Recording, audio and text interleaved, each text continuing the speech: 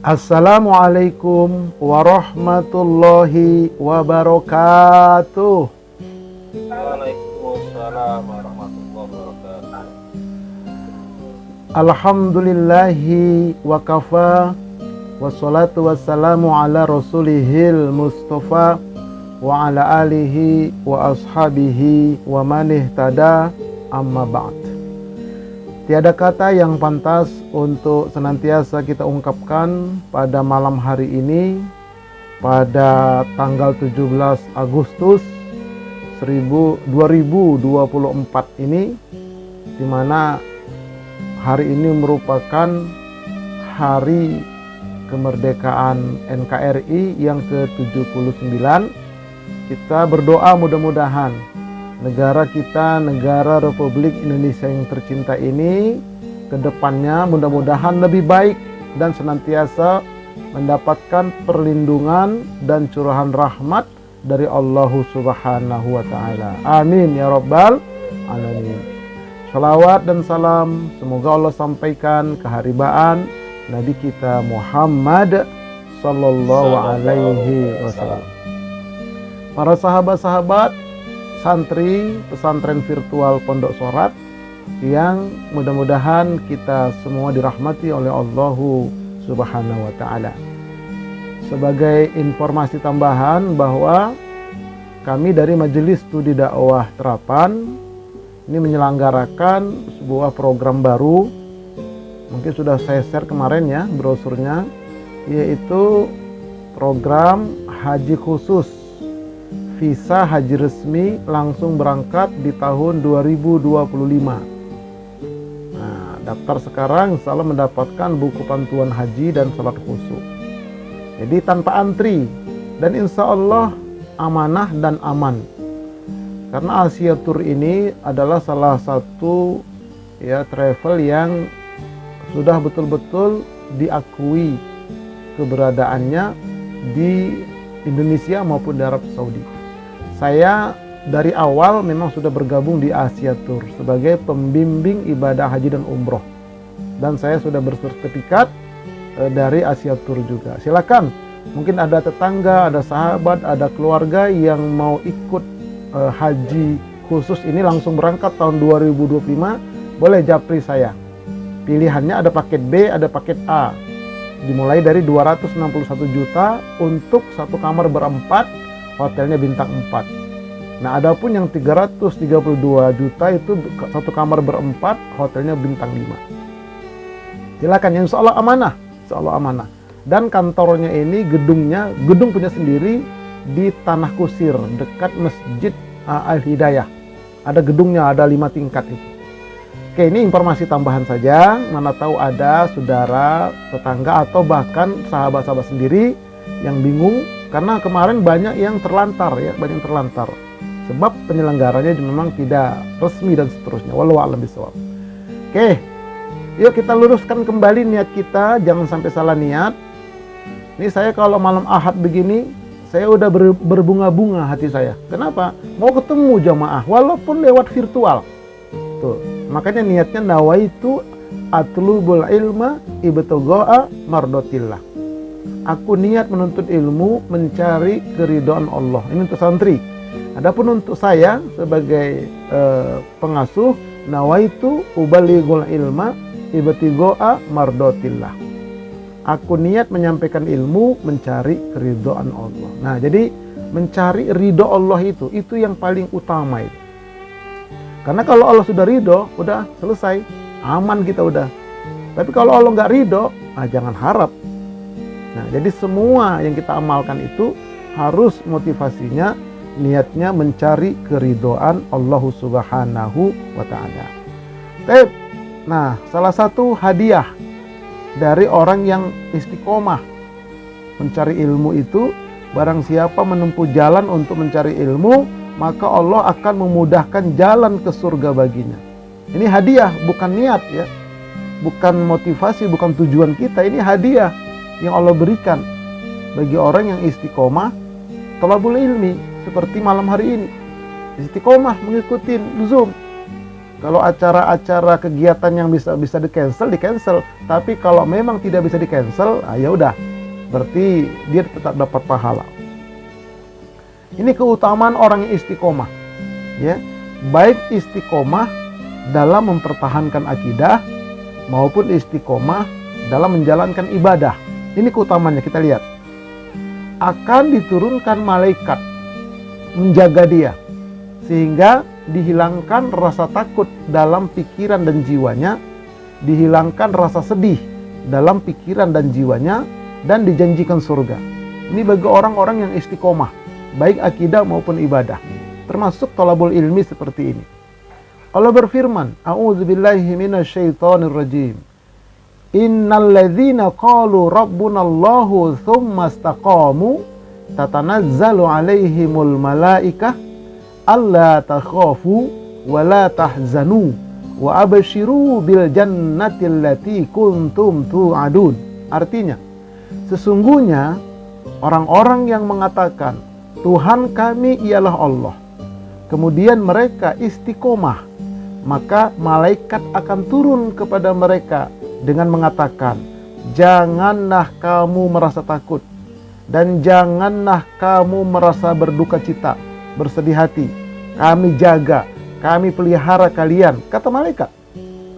Dan bergembiralah kamu dengan memperoleh surga yang telah dijanjikan Allah kepada kamu.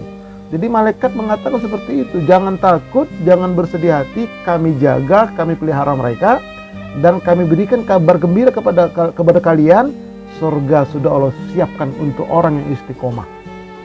Nah ini, jadi ini luar biasa istiqomah, baik mempertahankan akidah atau menjalankan ibadah. Perintah dikerjakan secara istiqomah, larangan pun ditinggalkan secara istiqomah. Maka 3 hal ini yang akan diperoleh. Ini luar biasa, istiqomah ini luar biasa, dijaga oleh malaikat. Nah, saya pribadi itu ya banyaklah pengalaman ya. Banyak pengalaman. Bahkan saya dulu pernah itu mau belajar ke pinggiran kota Jakarta, nggak usah sebut daerahnya, nggak enak. Ya mau belajar ilmu kehadiran, ilmu jin begitulah. Dimandi kembangkan saya malam-malam oleh seorang, ya katakanlah itu ajengan. 4 orang kami pergi. 3 orang dimandikan kembang jam 1 malam itu. Yang 3 itu masuk ilmu kehadiran, ilmu khodam gitu. Giliran saya dimandikan, ditanya, bagaimana Pak Purba, udah masuk? Belum Pak Kiai, dingin doang. Sekali lagi, udah masuk? Belum, sampai 3 kali. Apa kata Pak Kiai?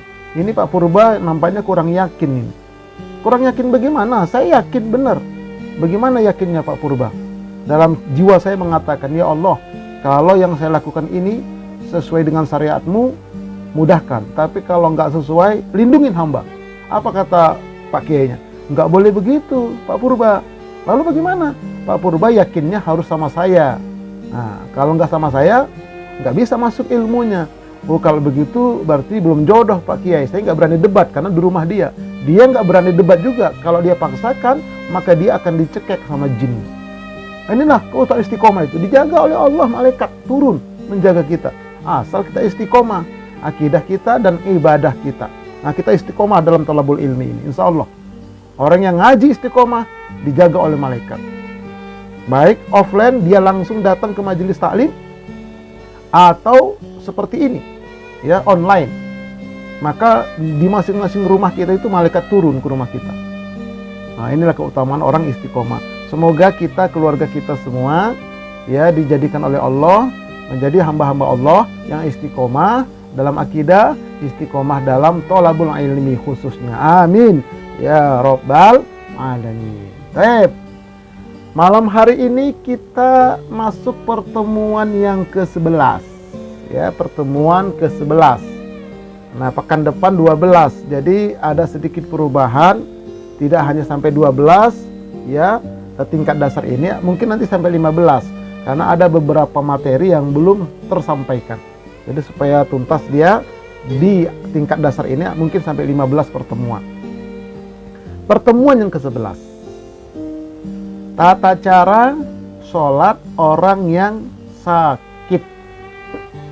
Ya, setiap kita sudah barang tentu ya akan mengalami sakit atau telah pernah sakit dan akan mengalami sakit. Setiap kita. Nggak ada orang yang sehat terus. Nggak ada. Siapapun dia. Nah, dulu, yaitulah namanya Fir'aun. 40 tahun nggak pernah sakit. Akhirnya apa? Sombong dia, mengaku sebagai Tuhan. Itu Fir'aun itu 40 tahun nggak pernah sakit. Sombong akhirnya. Nah, makanya kita dibikin sakit supaya kita sadar bahwa kita makhluk lemah. Allah adalah yang maha kuasa. Nah, itu ya. Nah, syariat Islam mengajarkan tata cara sholat orang yang sakit. Tapi sakitnya sakit yang syar'i. Ya, sakit yang betul-betul memenuhi syarat untuk bisa sholat ada keringanan. Bukan sakit, misalnya ada orang sakit panuan. Oh, saya sakit Ustadz, sakit apa? Sakit panu nih. Oh, lalu saya sholatnya duduk, ya nggak boleh, orang sakit panu kok. Ya, atau sakit sekedar batuk-batuk dikit, flu-flu dikit. Enggak. Jadi ada syarat-syarat yang betul-betul sakit yang diperbolehkan kita untuk sholat duduk dan seterusnya. Nah, jadi yang sudah soal untuk bergerak dan sebagainya itu. Jadi syaratnya harus seperti itu. Oke, bagaimana tata caranya? Mari kita lihat. Islam adalah agama yang memberi kemudahan. Nah, ini sebagai pengantar ini. Jadi Islam itu tidak memberatkan, la yukallifullahu nafsan illa wus'aha. Ya, memudahkan Islam itu. Banyak ayat-ayatnya. Banyak hadis-hadis Nabi yang menjelaskan untuk itu. Ya, di antaranya wa ma ja'ala 'alaikum fid dini min haraj. Dan Dia Allah sekali-kali tidak menjadikan untuk kamu dalam agama ini satu kesempitan. Nggak ada kesempitan dalam agama ini.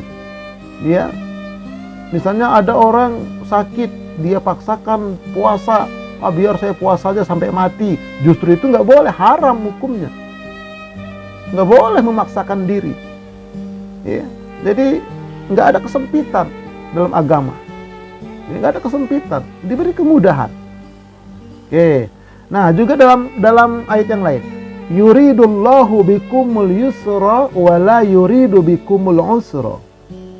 Allah menghendaki kemudahan bagi kamu dan Allah tidak menghendaki kesukaran bagi kamu. Surah Al-Baqarah ayat 185. Nah, jadi ini dustur ilahinya, ya. Ini keringanan yang Allah berikan kepada kita. Jadi sekali lagi, Islam ini adalah agama yang memberi kemudahan, tidak mempersulit. Sama si Islam lah, kenapa? Terlalu ketat, terlalu sulit. Kata siapa? Salah, dia tidak paham berarti. Oke, Islam adalah agama yang memberi kemudahan, disebutkan dalam hadis. An Abi Hurairah, anin Nabi sallallahu alaihi wasallam qala, innad dina yusrun wala yushaddad din ahadun illa ghalabahu fasaddidu wa qaribu wa abshiru wasta'inu bil ghadwah wa rawhah wa syai'in minad duljah. Dari Abu Hurairah bahwa Nabi SAW pernah bersabda, sesungguhnya agama itu mudah dan tidaklah seseorang mempersulit agama kecuali dia akan dikalahkan semakin berat dan sulit.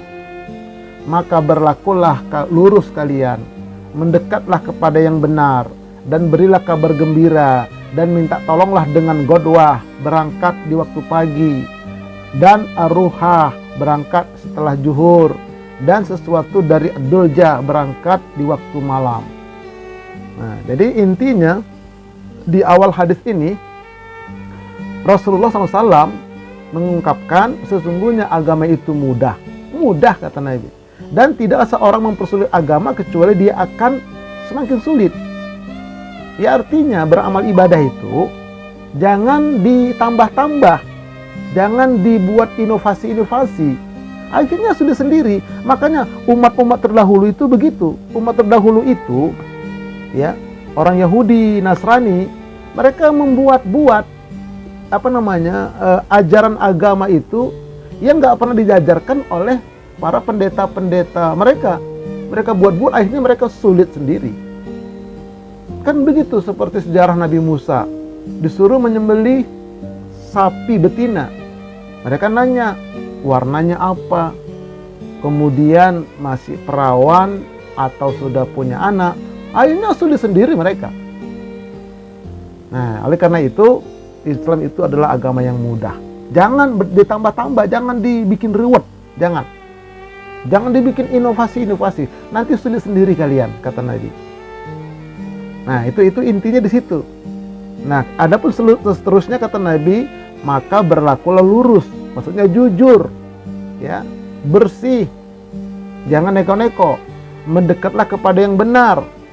Nah, jadi selalu mendekat kepada yang benar, seperti ngaji ini, itu mendekat kepada kebenaran. Beri kabar gembira, selalu menggembirakan orang, jangan nakut-nakutin terus. Nah, minta tolong kepada Allah dengan berangkat di awal pagi. Habis sholat subuh, kalau mau kemana-mana, berangkat habis sholat subuh itu, pagi-pagi banget. Atau berangkatnya itu setelah zuhur, sholat zuhur dulu baru berangkat. Atau berangkatnya itu ad-duljah, berangkat di waktu malam, habis sholat maghrib berangkat. Kalau ada memang niatan, mau lagi hutang, mau apa itu, waktu-waktu itulah dilakukan. Nah, insya Allah nanti Allah tolong dia.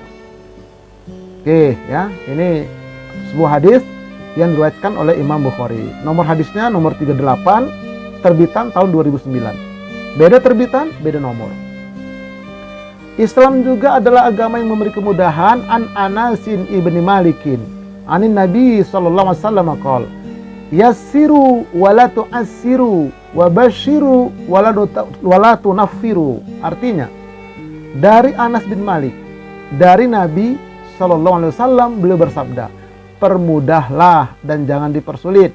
Berilah kabar gembira, jangan membuat orang lari. Ini jelas Islam itu. Permudah, jangan dipersulit. Nih kadang-kadang kalau kita ngurus sesuatu di suatu katakanlah di satu kantor, di satu instansi, ada prinsip mereka begini. Kalau memang bisa dipersulit, untuk apa dipermudah? Nah, itu ada prinsip begitu. Kalau bisa dibikin 10 hari, kenapa dibikin 6 hari? Nah, itu yang terjadi. Akhirnya terjadilah suap menyuap di sana, risuah. Beri kabar gembira, jangan membuat orang takut, orang lari. Ya, jangan diancam-ancam terus, kabar gembira.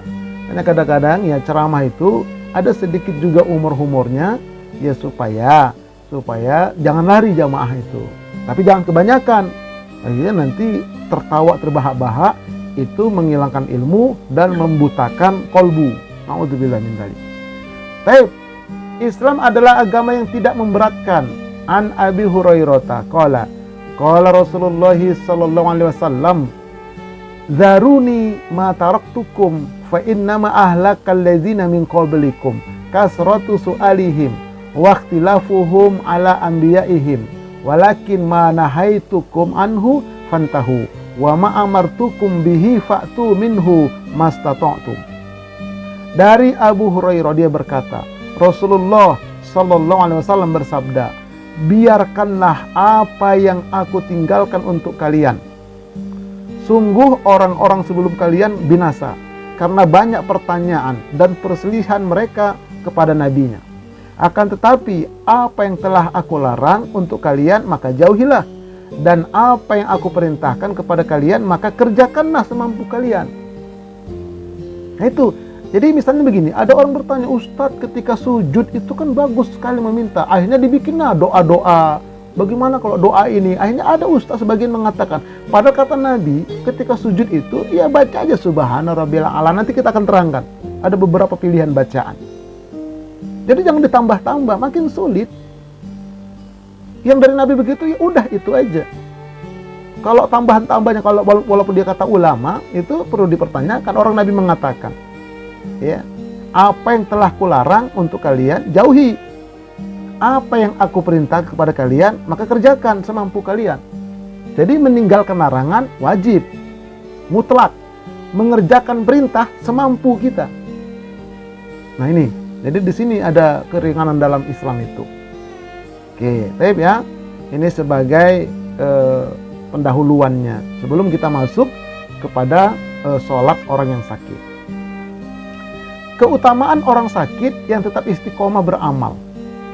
Aba Musa miraron yakul qala Rasulullah sallallahu alaihi wasallam idza maridul abdu aw safara kutiba lahu mithlu ma kana ya'malu muqiman sahiha.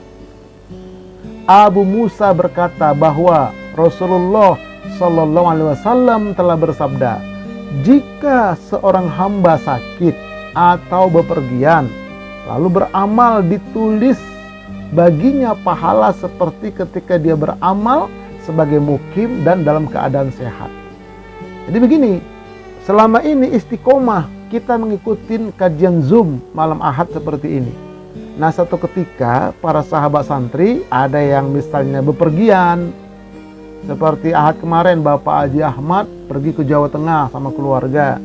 Dia teringat ada pengajian, cuman sedang ada bertamu di sana. Nah, ingatnya itu mendapat pahala kajian walaupun nggak hadir. Kenapa? Selama ini istiqomah. Nah begitu, kita sakit nggak bisa ikut kajian. Nah, jadi tetap dapat pahala. Itulah yang luar biasanya istiqomah ini.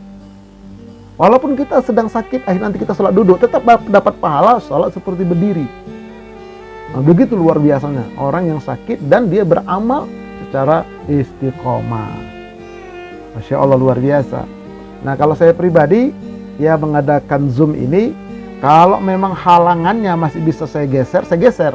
Ini selama ini alhamdulillah. Ya alhamdulillah bisa terus istiqomah kita setiap malam Ahad seperti ini. Nah, tapi nanti mungkin kalau saya lagi bawa haji, bawa umroh, nah kita lihat situasi. Nah, mungkin nanti lewat dari sana juga bisa mengadakan Zoom kita. Baik. Nah, ada 3 pilihan cara sholat bagi orang yang sedang sakit. An Imran ibni Husain radhiyallahu anhu qala kanat biwasir fasa'altun nabiyya sallallahu alaihi wasallam anis salati faqal sholli qa'iman fa illam tastati' fa qa'idan fa illam tastati' fa 'ala jambin. Artinya, dari Imran bin Husain berkata, satu kali aku menderita penyakit wasir. Nah, penyakit wasir ini bahasa Arab itu wasir, bahasa Arab. Bahasa kitanya penyakit ambien. Ya, pahamlah Bapak Ibu semua sahabat-sahabat ya, penyakit ambien. Jadi ambien sudah akut.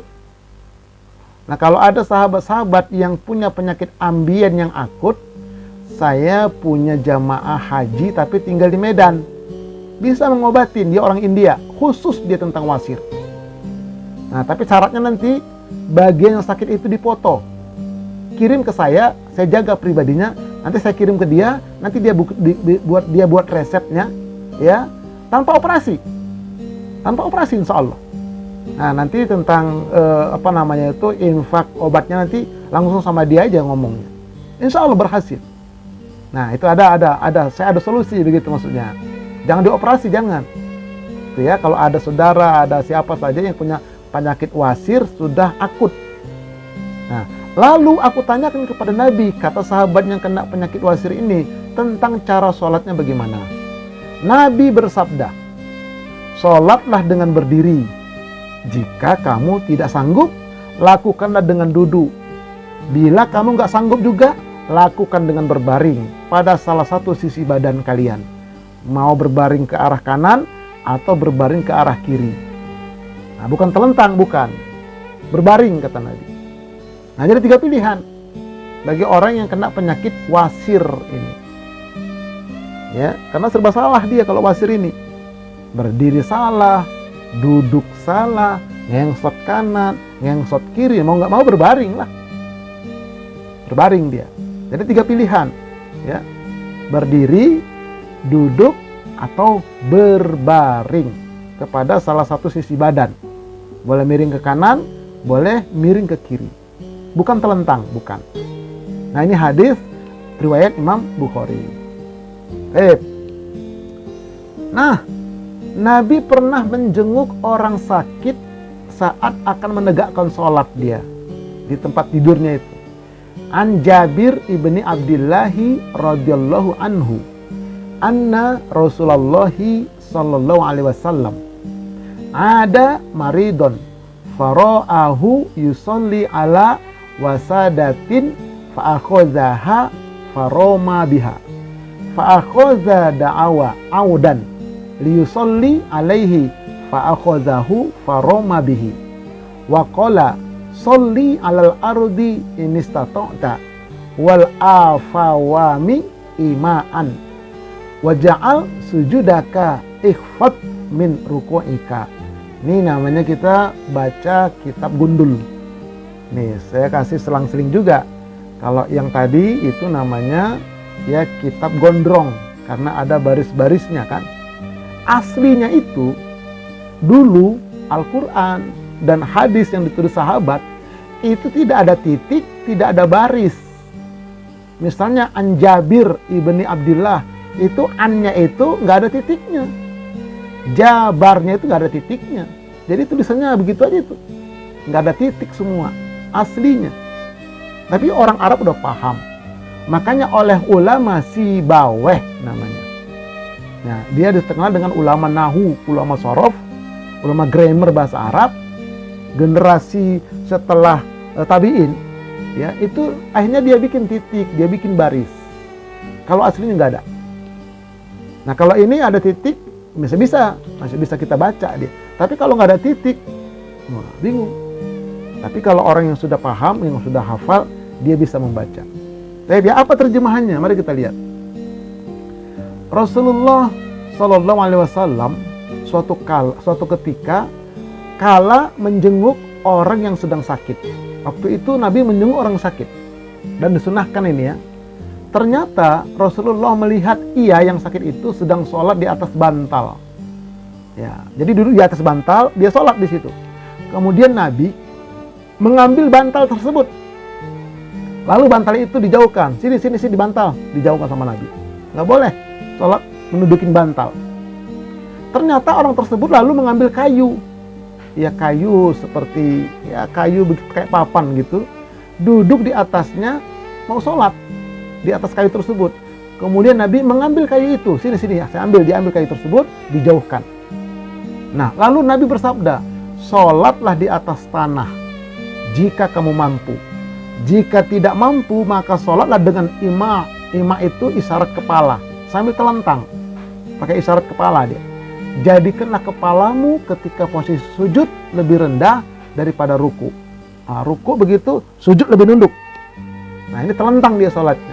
Karena memang sudah parah sekali ya penyakitnya. Oke, nah, jadi ini dalam kitab Al-Baihaqi Al-Kubro juz 2 halaman 306. Oke, ya. Jadi ini tuntunan dari Rasulullah sallallahu alaihi wasallam. Baik. Nah, sekarang kita lihat khusus untuk sholat sunnah. Sholat sunnah apa saja? Ketiga cara boleh berpilih atau bahkan dikombinasi. Boleh berdiri, boleh duduk, boleh berbaring. Atau antara duduk, berdiri, baru nanti dekat keduanya duduk, boleh. Oke, ini hadisnya kita baca. Ini khusus sholat sunnah. Padahal dia sanggup dia berdiri terus. Tapi kenapa dia sholat duduk? Kenapa sholat duduk? Karena ingin mengamalkan dan menghidupkan sunnah Nabi. Nabi membolehkan. Iya, saya pernah itu ya ngajar. Kemudian saya sholat sunnah. Rakaat pertama saya berdiri. Rakaat kedua saya duduk. Ya, kemudian ditanya sama jamaah, "Ustaz sakit uratnya?" "Enggak, sehat." "Lu kenapa duduk? Satu berdiri, satu duduk." Ingin mengamalkan sunnah Nabi. Nah, cuman pahalanya beda. Kita lihat.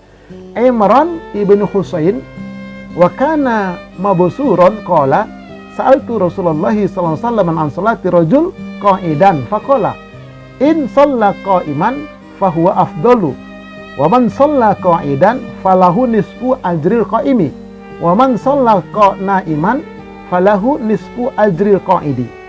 Artinya, Imran bin Husain yang saat itu sedang menderita sakit wasir berkata, aku pernah bertanya kepada Rasulullah Sallallahu Alaihi Wasallam tentang seseorang yang melaksanakan sholat dengan duduk. Maka beliau menjawab, jika ia sholat dengan berdiri, maka itu lebih utama, dapat pahala 100%. Dan siapa yang melaksanakan sholat dengan duduk, maka dia mendapatkan pahala setengah dari orang yang sholat berdiri tadi, dapat pahala 50%. Dan siapa yang sholat dengan tidur berbaring, maka baginya setengah pahala orang yang sholat duduk, arti dapat 25%. Ulama sepakat mengatakan ini adalah tentang sholat sunnah. Tapi kalau sholat wajib, dia nggak mampu berdiri, dia duduk, tetap dapat pahala 100. Nah, karena dia nggak mampu berdiri, dia nggak mampu duduk, dia berbaring, tetap dapat pahala 100. Itu sholat wajib. Tapi kalau sholat sunnah, dia sehat, boleh berpilih salah satu. Nah, boleh berdiri, boleh duduk, boleh berbaring. Atau dia kombinasi, berdiri, nanti rakaat kedua dia duduk. Nah, dapat pahalanya 75 kalau begitu. 50 rakaat pertama, 25 rakaat kedua. Menjadi 75. Kenapa? Nanti di akhirat yaumul hisab. Wah, ini pahalaku yang 75. Kenapa? Mengamalkan sunnah Nabi. Tambah lagi pahala. Pahalanya apa? Pahalanya menghidupkan sunnah Nabi. Oke, tapi jangan di depan umum, di masjid atau di mana, nanti jadi fitnah, jadi bahan-bahan olok-olok dia. Karena orang nggak sepaham juga, kadang-kadang belum nyampe ilmunya mereka. Kalau sudah sama-sama satu komunitas, bisa nanti kita depan nanti insya Allah kita punya pesantren faktual di kaki Gunung Salak misalnya, kita nginap di sana selama 6 bulan. Ada tempat tidurnya, akomodasi semuanya.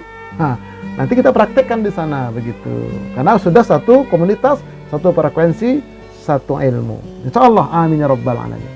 Baik. Nah, namun tetap wajib berilmu dengan mencontoh Rasulullah Sallallahu Alaihi Wasallam. Cara berdirinya, cara duduknya, cara berbaringnya, nggak boleh bikin-bikin sendiri. Nih hadisnya nih, wasallu kama ra'aitumuni usolli, dan sholatlah kamu sebagaimana kamu melihat aku sholat. Hadis riwayat Imam Bukhari. Jadi Nabi bersabda di depan sahabat ketika itu, sholatlah kalian sebagaimana kalian melihat aku sholat. Ini di Madinah ini. Kemudian para sahabat menghafal hadis ini, dicatat oleh sahabat lain sampai kepada masa tabi'in, imam yang 4, sampai kepada tabi'in dan seterusnya, sampailah kepada kita sekarang di dalam buku-buku para alim ulama itu. Jadi tetap mencontoh Nabi, cara berdirinya bagaimana, cara duduknya bagaimana, cara berbaringnya bagaimana. Ini khusus untuk sholat orang sakit, belum sholat secara keseluruhan. Kita belum masuk gerakan sholat yang benar bagaimana, kita belum. Nah, itu masih agak jauh ke depan, ya, masih nanti mungkin itu pada tingkat lanjutan nanti atau tingkat pemantapan bahkan. Ya, ini kita baru khusus bagaimana berdirinya orang yang sakit, duduknya orang yang sakit, dan berbaringnya orang yang sakit ketika dia sakit waktu melaksanakan sholat. Baik ya, tetap kita mencontoh Rasulullah. Tidak boleh kita buat cara-cara kita sendiri, tidak boleh. Baik. Nah, barulah kita masuk. Adapun cara sholat wajib bagi orang sakit. Ini sholat wajib. Bukan sholat sunnah, sholat wajib. Sholat 5 waktu. Cara sholat wajib bagi orang yang sakit sebagai berikut. Nih, coba kita perhatikan, ini penting ini. Ya, penting sekali ini. 1.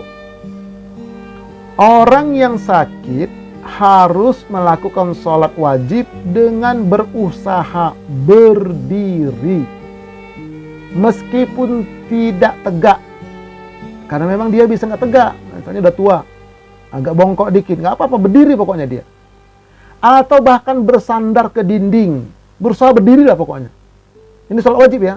Atau dia bertumpu pada tongkat, megang tongkat sambil sholat, atau diawali berdiri dan saat untuk ruku dan sujud dia duduk di kursi. Oke, jadi berdiri, bersandar, pegang tongkat, tadinya berdiri, rakaat berdirinya baca iftitah sama Fatihahnya dan surahnya, ketika ruku masih berdiri, tidak berdiri, ketika sujud, nah dia berduduk pakai kursi. Itu kombinasi namanya. Nah, jadi ilustrasi begini, nih, kakek-kakek ini udah agak tunduk dia, tapi dia berusaha berdiri. Jangan dipaksa dia lurus tegak, nggak bisa, orang memang sudah tua dia. Kadang-kadang agak goyang-goyang dia, nggak apa-apa, memang uzur, tapi dia berusaha berdiri. Wajib berusaha berdiri. Nah, atau bersandar ke dinding. Iya, bersandar ke dinding ketika nanti mau ruku, maju dikit dia. Kalau dia nggak maju nanti, ya maaf, bagian belakang dia, pinggul belakangnya nanti kena ke dinding, bisa jatuh ke depan dia. Dia harus sadar bahwa di belakang dia ada dinding. Oke ya, berusaha, pokoknya berusaha berdiri. Ini salat wajib. Nah, kemudian pegang tongkat dia. Pegang tongkat, apakah tongkat dia pegang di sini atau ujungnya begitu, berdiri dia. Nah, jadi berusaha kan dia berdiri. Adapun nanti ketika ruku dan sujud, nah ini dia. Disiapkan kursi. Siapkan kursi, tapi kalau di masjid usahakan paling pinggir dia. Jangan di belakang imam. Model kursi terserah lah. Ada yang kotak begini, ada yang bisa dilipat dibawa-bawa. Kayak di Makkah, di Madinah itu. Nah, yang penting dia siapkan kursi di belakang dia. Dan dia berdiri di depan.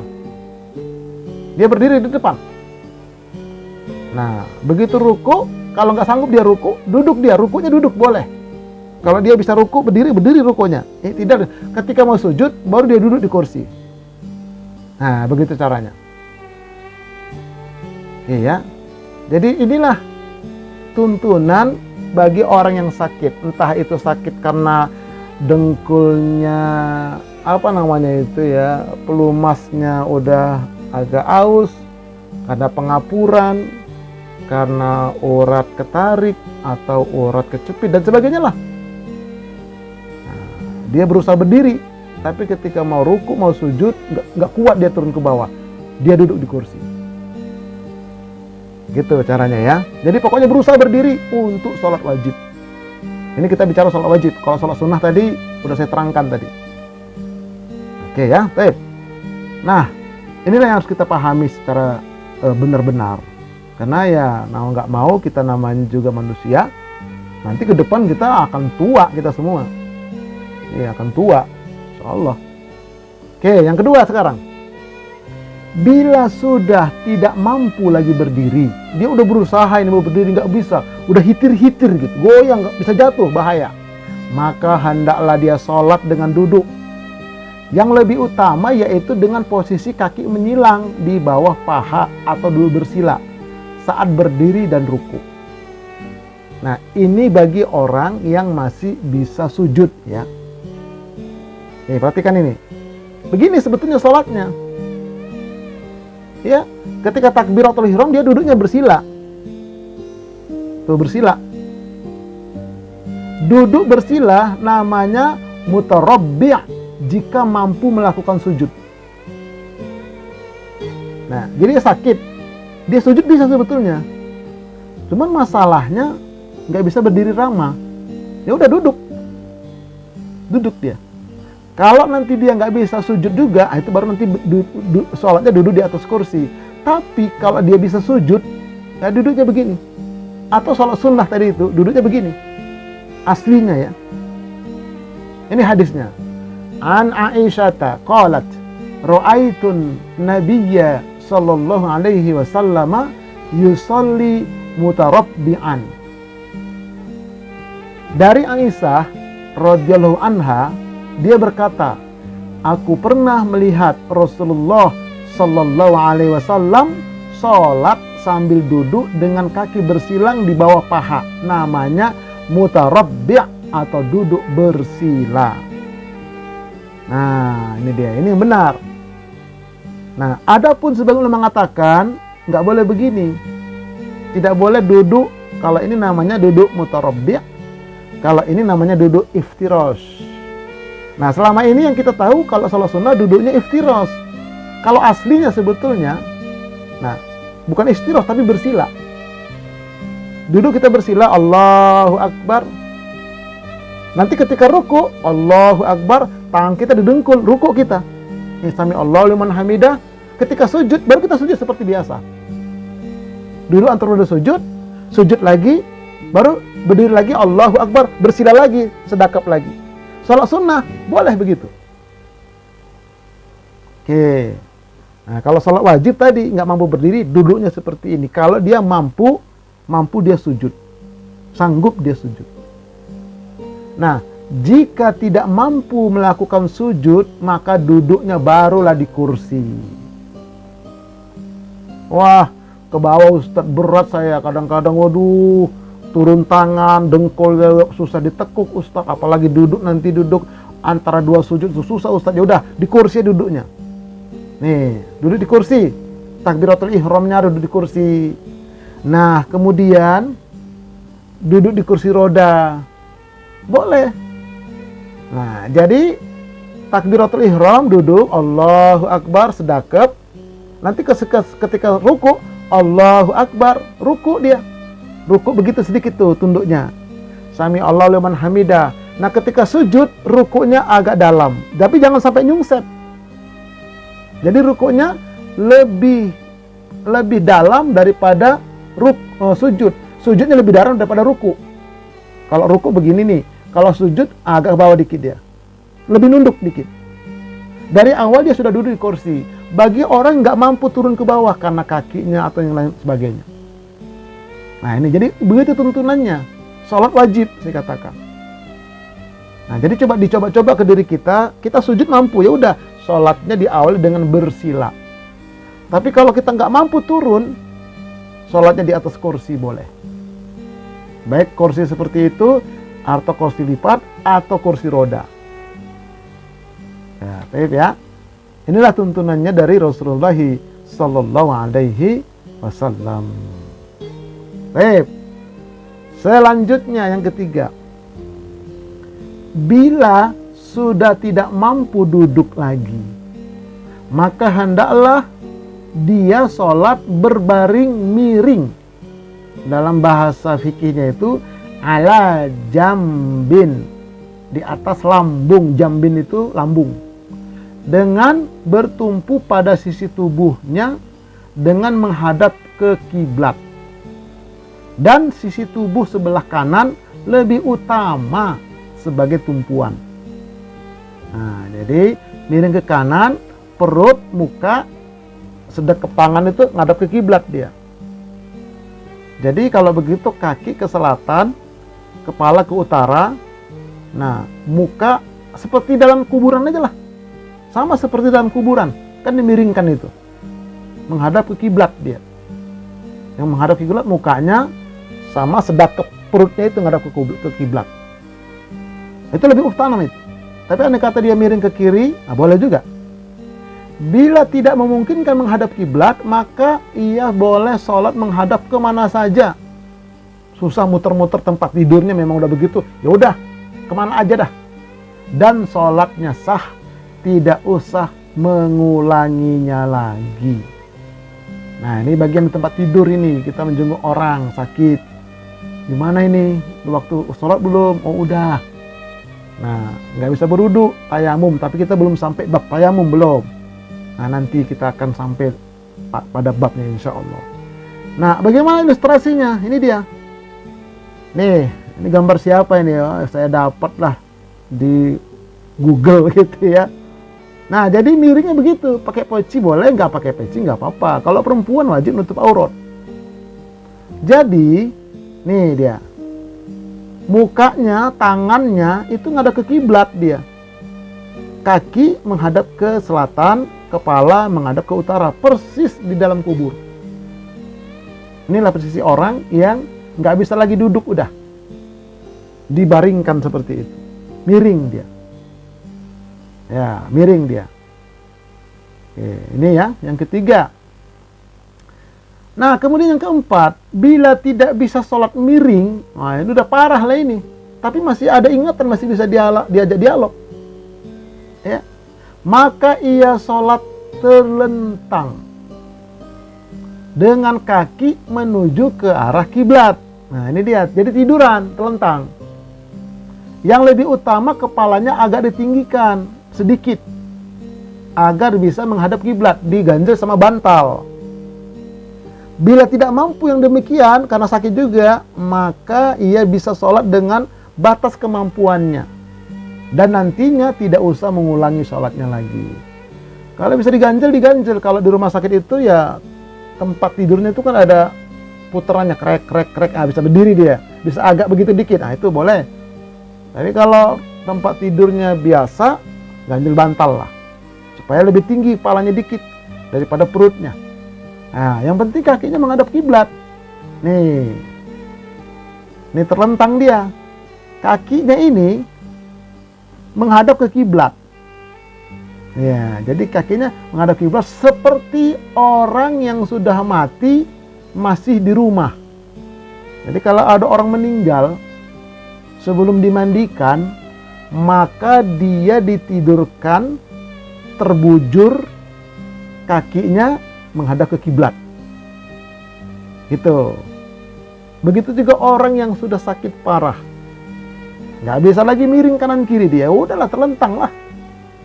Terus tangannya macam mana Ustadz? Ya semampunya, mau sedekap boleh, enggak ya enggak apa-apa. Yang penting kakinya ini menghadap ke kiblat. Kalau nggak bisa Ustadz karena tempat tidurnya seperti itu, ya udah menghadap kemana aja kakinya. Ini kalau memungkinkan, diputar-putar dia. Kayaknya kalau nanti kita punya rumah sakit, ya bikin rumah sakit, coba didesain itu ruangan untuk pasien rawat inap. Nah, bikinlah itu posisinya bisa digeser-geser dia. Wah, ini udah nggak bisa berbaring miring ini, udah digeser sehingga kakinya ke arah kiblat. Wah, cakep tuh rumah sakit Islami namanya. Nah, kalau masih bisa dimiringkan, nah menghadapnya ke kiblat, digeser lagi tempat tidurnya. Jadi desain kayak begitu. Nah, bagus ya, insya Allah. Nah, ini bagi orang yang memang sama sekali nggak bisa miring lagi dia, lentang aja lah dia. Tapi masih bisa dialog, masih ingat dia. Cuman badannya udah nggak bisa lagi bergerak-gerak. Nah, selanjutnya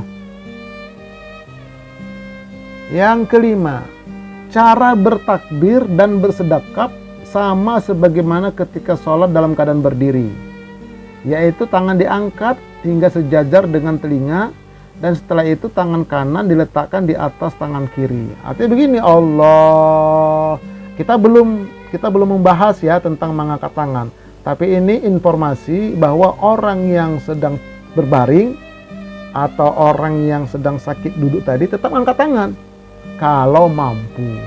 Kalau udah nggak bisa lagi angkat tangan, ya udah nggak usah ngangkat tangan. Ini masih bisa angkat tangan, angkat Allahu Akbar, sedekap. Tuh, tetap ya seperti sholat orang berdiri. Nah, kemudian cara rukuknya dengan menundukkan kepala sedikit. Ini merupakan bentuk ima sebagaimana dalam hadis Jabir, kedua tangan diluruskan ke arah lutut. Nah, jadi kalau kita meruku, Allah Akbar, Sami Allahu liman hamidah. Mau sujud, Allah Akbar, kepala agak ditundukkan dikit lagi. Ya, bagi orang yang tiduran tadi atau yang sedang berbaring tadi. Nah, jadi isyaratnya itu di kepalanya itu, ruku dan sujudnya. Nggak usah bengkok lagi badannya karena udah susah, bisa miring aja udah syukur, apalagi yang hanya telentang. Jangan dipaksakan dia ruku, nggak bisa. Pakai kepala aja isyarat. Nah, yang penting dia sadar bahwa kalau sedang ruku begitu sujud nanti turun lagi ke bawah dikit, semampu dia. Oke. Kemudian yang ketujuh, cara sujudnya dengan menundukkan kepala lebih banyak dari ketika ruku. Kedua tangan tetap diluruskan ke arah lutut. Nah, ini tadi. Jadi kalau dia sujud, maka dia lebih agak dalam tunduknya. Ya, lebih agak dalam tunduknya. Oke. Kemudian yang kedelapan, cara tasyahud dengan meluruskan tangan ke arah lutut. Jari telunjuk tetap berisyarat ke arah kiblat. Kalau bisa. Kalau nggak bisa ya udah semampunya telunjuk. Asyhadu alla ilaha illallah. Ustadz, ada yang goyang-goyang. Kita belum sampai babnya. Ada yang digoyang-goyang, ada yang lurus saja, ada yang diputar-putar, ada semua hadisnya. Tapi kita belum sampai. Nanti saatnya kita akan kaji itu. Tapi yang jelas, orang yang sholat sakit ini tadi, ketika dia berbaring atau dia telentang, tetap isyarat itu ketika tasyahud awal, tasyahud akhir tetap dilakukan. Nah, yang penting sebisa dia. Kemudian yang ke-9, ya, orang yang sakit wajib melakukan ruku dan sujud dalam sholatnya. Bila tidak mampu, maka bisa dengan isyarat anggukan kepala. Dengan cara untuk sujud, anggukannya lebih bawah ketimbang ruku. Ini tadi. Bila masih mampu ruku namun tidak bisa sujud, maka dia ruku seperti biasa dan menundukkan kepalanya untuk mengganti sujud. Nah ini, begitu pula jika mampu sujud namun tidak bisa ruku, maka ia sujud seperti biasa saat sujud dan menundukkan kepala saat ruku. Nah ini kondisi khusus orang tertentu.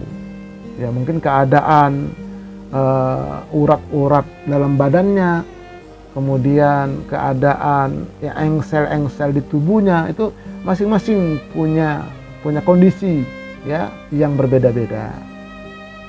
Nah, yang ke-10, apabila dalam ruku dan sujud tidak mampu lagi menundukkan kepalanya, maka menggunakan isyarat mata. Ia pejamkan matanya sedikit untuk ruku dan memejamkan lebih banyak lagi untuk sujud. Nah, Allahu Akbar, agak merem-merem dikit dia.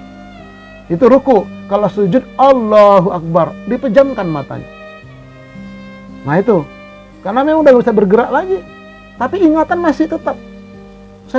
Saya akan tetap sholat nih begitu, tapi nggak bisa bergerak. Kepala juga udah susah, ya pakai isyarat mata aja lah. Nah, adapun isyarat dengan telunjuk yang dilakukan sebagian orang sakit, maka saya tidak mengetahuinya. Hal itu berasal dari kitab, sunnah, dan perkataan para ulama. Ini sebagian ulama mengatakan begitu. Tangan udah nggak usah lagi, ya udah pakai isyarat mata aja, karena udah nggak bisa bergerak. Nah ini ya, kalaupun isyarat mata nggak bisa lagi, ya siap-siaplah mau disolatin lah itu, mati dia. Nah, begitu wajibnya sholat itu. Makanya Nabi ketika mau wafat dia, umatku, sholat. Itu Nabi itu mengingatkan umatnya sholat. Jangan sampai kena nalaikan sholat. Jangan sampai nggak sholat. Itu pentingnya sholat itu. Pokok pangkal semua kebaikan. Sholat ini adalah passwordnya diterima atau tidak diterimanya amalan lain. Kalau sholat kita diterima, amalan lain pun diterima. Tapi kalau sholat nggak diterima, amalan lain pun ditolak. Itu pentingnya sholat. Makanya Nabi itu berpesan, sholat, suruh anak kalian umur 7 tahun sholat, umur 10 tahun kamu sholat, pukul dia. Sampai begitu kata Nabi. Itu pentingnya sholat. Tapi banyak orang anggap remeh. Nah ya biarlah, yang penting kita udah siapkan pesantrennya, pesantren virtual pondok sholat. Kita akan kaji sholat dari semua sisi, sholat zohirnya, sholat batinnya. Nah begitu nanti insya Allah. Baik ya. Nah kemudian yang ke-11, jika dengan anggukan dan isyarat mata juga sudah tidak mampu, maka hendaklah dia sholat dengan jiwanya. Orang bilang dengan kolbunya, dengan perasaannya. Nah jadi ia takbir, membaca surat, niat, ruku, sujud, berdiri, duduk, semua itu dia lakukan dengan jiwanya. Dan setiap orang mendapatkan sesuai yang dia niatkan. Nah, jadi udah pakai jiwa, udah pakai rasa aja dia. Isyarat mata pun udah nggak bisa lagi. Ya udah pakai isyarat jiwa itu, makanya kita latih jiwa kita. Makanya nanti sholat ini adalah sholat secara jiwa, sholat batin namanya. Jadi batin kita ikut sholat, pikiran dan kolbu kita ikut sholat. Nanti ada babnya nanti. Insya Allah sampai ke sana kita insya Allah. Supaya apa? Ketika kita dalam keadaan kondisi berat seperti ini pun kita sholat, mati kita, insya Allah mudah-mudahan husnul khotimah. Wah begitulah pentingnya sholat ini, para sahabat-sahabat santri yang dirahmati oleh Allah Subhanahu Wa Taala. Baik. Nah, yang ke-12, orang sakit tetap diwajibkan sholat tepat pada waktunya pada setiap sholat. Nah, ini hendaklah dia kerjakan kewajibannya sekuat dayanya. Jika ia merasa kesulitan untuk mengerjakan setiap sholat pada waktunya karena sakit itu, maka dibolehkan menjamak dengan sholat di antara waktu akhir zuhur dan awal asar, atau antara akhir waktu maghrib dengan awal isya, atau bisa dengan jamak takdim, yaitu mengawalkan sholat asar di waktu zuhur dan sholat isya di waktu maghrib, atau dengan jamak takhir, yaitu mengakhirkan sholat zuhur di waktu asar dan sholat maghrib di waktu isya. Semuanya sesuai kondisi yang memudahkannya. Sedang untuk sholat fajar tidak bisa dijamak kepada yang sebelumnya atau yang sesudahnya. Nah, ini kesimpulannya begitu nih. Orang sakit ya mau sholat tepat waktu itu berat. Lalu bagaimana solusinya? Sholatlah sholat zuhur menjelang asar. Misalnya asar 15 menit lagi masuk waktu asar. Asar sekarang untuk Jabodetabek itu ya sekitar jam 3 sore lewat 20. Maka jam 3 lewat 5 atau jam 3 lewat 10 dia sholat zuhur. Nggak berapa lama selesai zuhur, masuk asar, dia sholat asar. Boleh begitu. Nah, atau dia sholat zuhur di awal waktu, lalu dia tariklah asar itu kepada zuhur. Namanya jamak takdim. Sudah kita kaji dulu. Atau nanti dia sholatnya di awal asar, ya, dia tariklah zuhur ke asar, ya, namanya jamak takhir. Oh ya. Nah tapi kalau sholat subuh nggak bisa dijamak, tetap dia di dalam waktu subuh. Nah waktu itu seperti saya sampaikan, ada waktu afdol, ada waktu jaiz, ada waktu ikhtiar. Nah, itu nanti dilihat lagi nanti rekamannya ya di YouTube saya insyaallah. Nah ini tuntunannya seperti itu. Jadi nanti kalau kita merasakan sakit, mau tetap tepat waktu agak berat, ya udah kita di akhir waktu menjelang asar itu sholat zuhurnya. Apakah termasuk menunda-nunda sholat Ustadz? Itu karena kita dalam keadaan sakit, ya, dikasih keringanan oleh Allah. Tapi takut nggak punya umur Ustadz, ya nggak apa-apa, orang memang dibolehkan kok. Nah ya solusinya apa? Jamak takdim. Waktu asar tadi ditarik ke zuhur di waktu zuhur. Oke, seperti itu tuntunannya. Yang ke-13, apabila orang sakit dan juga dia kebetulan sebagai musafir, atau dia sedang melaksanakan pengobatan penyakit ke negeri lain, keluar kota, maka ia boleh mengqashar sholat dengan 4 rakaat. Yang 4 rakaat menjadi 2. Sehingga ia melakukan sholat zuhur, sholat asar, dan sholat isya 2 rakaat saja. Sampai ia pulang ke negerinya kembali, baik perjalanannya lama atau sebentar. Nah ini orang sakit nih. Jadi yang boleh qashar itu orang sakit sedang berobat, keluar kota, keluar kampung. Tapi kalau dia sakitnya di kampung, di rumahnya, nah nggak boleh qashar. Jamak boleh. Ya sudah kita terangkan kemarin, jamak qashar dan syarat-syaratnya itu. Nah ini khusus orang sakit ya. Dan sekali lagi, orang sakit sedang melaksanakan pengobatan keluar kampung. Nah selama pengobatan di sana, perjalanan dan selama di sana, boleh dia qashar, ya, yang 4 menjadi 2. Boleh dijamak, ya boleh juga, karena sudah kita sampaikan kemarin tentang jamak plus qashar. Nah ini sahabat-sahabat santri pesantren virtual yang dirahmati oleh Allah Subhanahu wa Ta'ala. Nah insya Allah bersambung pada pertemuan ke-12. Nanti kita akan bahas tentang yang lainnya lagi, insya Allah. Wallahu a'lam bishawab. Insyaallah kita akan lanjutkan. Wallahu a'lam bishawab. Nah, selanjutnya kita akan adakan sesi tanya jawab. Namun sebelumnya saya tutup dulu. Assalamualaikum warahmatullahi wabarakatuh.